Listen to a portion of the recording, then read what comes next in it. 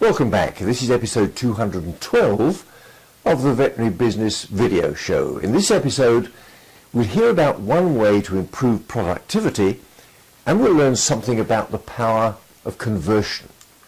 We'll hear about your own television production channel that you didn't know you had. We'll learn how to find out if you are the cause of the profit hole in your own practice, and I'll offer you my quick business tip for this episode. I'm John Sheridan, and this is the video show from Veterinary Business.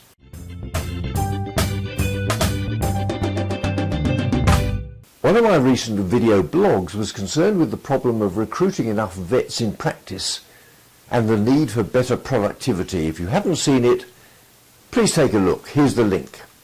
Anyone involved in management knows how difficult it can be sometimes to improve an individual's output. In today's clip, Ed Musio offers some advice about improving someone else's output or your own.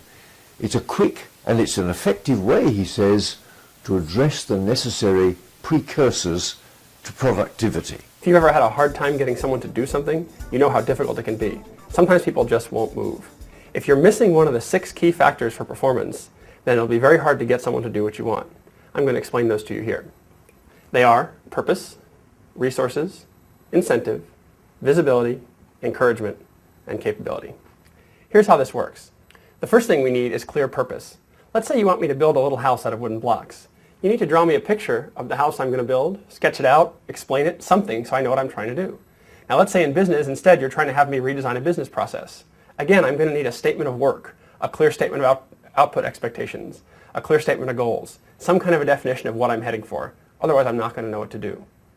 The second one is resources. Now, if I'm building a house out of blocks, I'm going to need some blocks. That's easy. And often in business, I need some physical resources. I might also need some human resources. Those are people that can help me. Whatever it is, I need to have control over the materials and resources I need to do the job. The third one is incentive. Now, we often think about money in terms of incentive, and that's what I've drawn here. And money certainly is an incentive. You can pay me to build a little house out of blocks. You can pay me to redesign the business process. But there are intrinsic motivations as well. I might find it enjoyable and just do it for that reason. I might have some other personal career growth reason I want to do it. Whatever it is, I need to have some version of incentive, internal or external, that'll get me to want to do it. Next thing after that is visibility. I need to have some idea that I'm making progress. Now, if I'm building a house out of blocks, I'm just stacking blocks up, I'm going to start to see progress. That's pretty easy. It's a lot harder in business. If I'm redesigning a business process over the course of a year, how do I know I'm getting there? Are there milestones? Are there checkpoints? Do I have a task list that ties into things that will actually get me toward the key milestones or deliverables? These things have to be figured out. If I can't see myself making progress, I'm likely to get stuck, get stalled, or spin my wheels. The next one is encouragement. That's number 5. Somewhere along the line, someone needs to encourage me to do things. Now, that may be telling me it's a good job and helping steer me along the right path. That may be explaining, in the case of the business process, how things are going and why what I'm doing is important to the company. Maybe you walk in and look at my little house and say it's coming along nicely. Whatever it is, some connection between the work I'm doing and the broader picture and positive reinforcement. And last but not least is capability. This has to do with the contents of my head. If I'm going to build a little house out of blocks, I need to know how to build with blocks. That's simple. But if I'm going to redesign a business process for you, I need to understand the current business process, know how to use the software involved if there is some, know how the company works, etc. These are the contents of my head that can only be solved through education and training. If I don't have the capability, I can't do the work. So that's it. These 6 things will get your people going. Purpose, resources, incentive, visibility, encouragement, and capability. If you have all those 6 things in place, you've got a much greater chance of getting people to do what you want them to do. Now let's see who's on the video show Soapbox. Dave Nicol, a very good friend of mine, practice owner, investor, coach, and business consultant, has recently launched an online digital marketing series on his hamster wheel website. Here's a clip from part 4 of the series in which Dave talks about the power of conversion. That is, converting people who are interested browsers on your website into actual clients.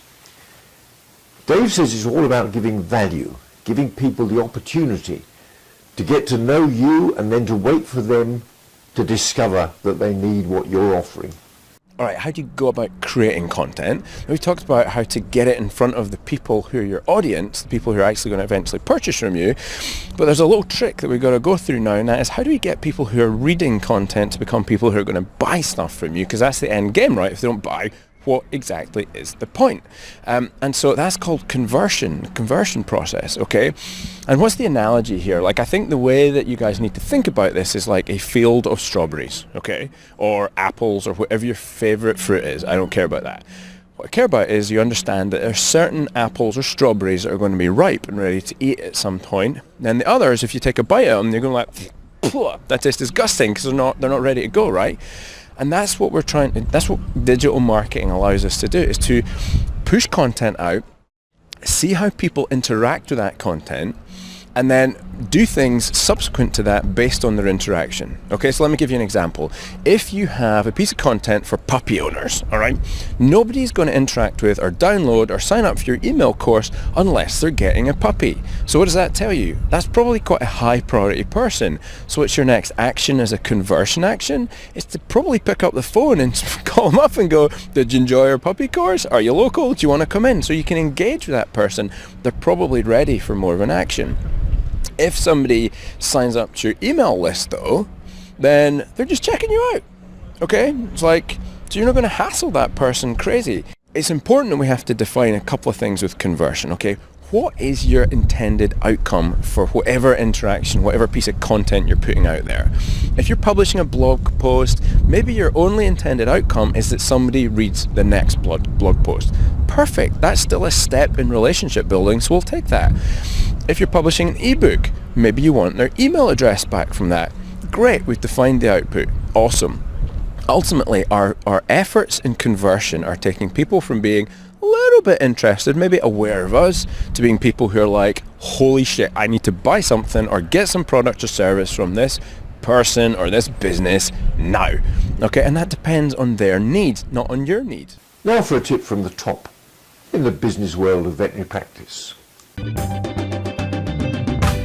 It's said that nobody likes change, particularly employees in a stable business. Now, I'm not sure that's entirely true, but I could imagine that most people, particularly in business, are wary of change until they're convinced that the changes will result in some clear benefits. That's true of practice clients too. So if you're lucky and able to recruit a new vet, receptionist, nurse, manager, or other member of staff, you need to find a way to incorporate them into the practice team quickly and smoothly, and then to inform clients about your new recruit and the benefits he or she will bring to the practice. Here's a clip in which Joel Parker explains how and offers some practical and valuable advice. This week I'm talking about onboarding new DVMs, like new associate doctors into your practice using YouTube. You have at your fingertips your own television production channel. Who knew? Hey, who could ever even dream of that 10, even 15, 20 years ago? But you do. You've got access to a YouTube channel. There's also a little one that's a little more high quality called Vimeo that you can get a license for as well, and you can start to store videos. And these videos, the main purpose of these are either to use them for training your employees, or ideally with brand new doctors and even brand new staff coming on board, is get them to shoot small little 2-minute videos. And then in the weeks ahead of them arriving, to join your team and be hopefully accepted by your staff, be releasing these videos to your clients so they can get to know the DVM of the other staff coming in. This is extremely important for especially hiring doctors, because it can be tough to transition between the owners of the practice and really establish trust that clients have with owners and also long-term DVMs to a brand new DVM that's coming in. What can increase that transfer factor of trust are these little short videos. So here's some action steps for you. Number one, first of all, hire your DVM. Number two, go ahead and shoot little weekly 2-minute videos, and they can shoot these just with their smartphone and email them to them. Now, what are you going to shoot? Just basically why they became a DVM, where they're from, what their background is, they're looking forward to meeting clients. There's a whole host of subjects. I think probably the most profound one is to why they became a DVM. And I remember seeing one of our VPS clients in Florida had posted on his website why he became a DVM. And it was a beautiful little video that was really captivating, young love of animals and so forth, and eventually became became a veterinarian. So it was very captivating, very touching, and I instantly, even bonded with this client even more. I can only imagine what pet owners would bond with him on seeing this little video. Okay, so get your new doctors, and I would just say even new receptionists, new technicians, anybody that's coming in, shoot a little video and email that to your staff database.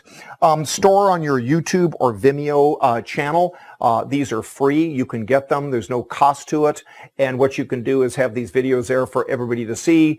And once it's stored on there, then you can create a link that you can send to your clients. It can even be in the email, hey, meet a new doctor who's coming in 6 months. Meet a new doctor who's graduating in May, and there's going to be your brand new doctor in school. Hi, I'm Dr. Jones, and I'm Dr. Parker in my 4th year of vet school. I'm really looking forward to meeting you. I'm starting with ABC Animal Hospital in May after I graduate. Just even some simple videos like that. And then finally, email the client database on a weekly basis with these old videos. Pretty simple. And you'll find that clients will start talking up the new doctor that's coming in. The new doctor arrives for their first week in practice, and people are flooding in to meet them because they feel like they already know them. Now for my quick business tip for this episode. The simplistic and totally wrong approach to building your successful practice into a profitable business is to believe that you must just do more, charge more, or cut your costs. Many practice owners declare that they're already too busy to do any more. Clients would leave in droves if they charged any more, and that they'd already cut their costs to the bone. I think that argument is simply a cop-out and an excuse for inaction. Better management of all the practice resources can increase the profitability of any practice. And the key is to have a real understanding of exactly what's going right and what's going wrong now. Here's a clip in which Catherine Prim explains how she discovered that she was the prime cause of the profit slip in her own practice. Well, I look at my numbers a lot because I feel like that's an excellent way to assess the health of my practice. And recently I added an associate, so I thought that checking the numbers was even more important so that I could make sure that everything was going the way I anticipated. But the report revealed that things were not exactly where I thought they should be. And so I looked at new client numbers, they were okay. I looked at average per client transaction, that was okay, but the gross income was just not where I thought it should be. But I was used to looking at the average transaction number when I was the only doctor. Now that I have an associate, I actually had to drill down a little deeper and look at my own average transaction and that of my associate, which my first thought would be the associate's the new variable, right? But in truth, it was me. I was kind of straying from my own advice, I guess, because I recommend that everybody use standardized treatment plans and estimates for everyone in the practice so that everyone is recommending the same full standard of care workups on cases. And I had strayed from that, and in the interest of perhaps speed, I was just going in and kind of giving it my best guess and sending them out the door with a guess prescription instead of fully working up the cases, and I fixed it, and now it is fixed, and my per client transaction is actually back above where I routinely look for it, and I hope it will stay there. So what's my quick business tip? Well, it's this. Take Catherine's advice. Benchmark the financial performance of your practice, find out exactly what's going right and what's going wrong, and if needs be, get some help to get back on track. Well, that's about it for now. I'm John Sheridan, and this has been another video show from Veterinary Business. See you next time.